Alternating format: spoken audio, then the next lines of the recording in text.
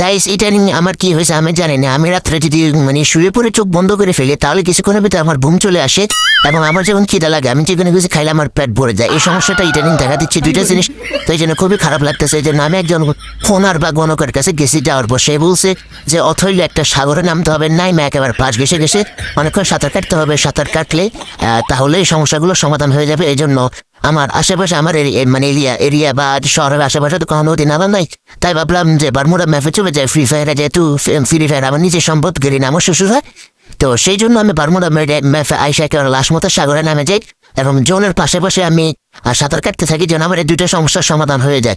তো গণকে যেটা বলছে এটা করলে সমাধান হয়ে যাবে, তোমাদের মধ্যে কি মনে হয়? এখন আমি যেটা পালন করতেছি এটা করলে সত্যি আমার এই দুইটা সমস্যার সমাধান হবে তো? অবশ্যই বলবো ভাই, কারণ আমি গেরিনার মেয়ের জামা, ঠিক আছে? না বললে একেবারে মারে সাঁসো ভাঙ্গি দিব।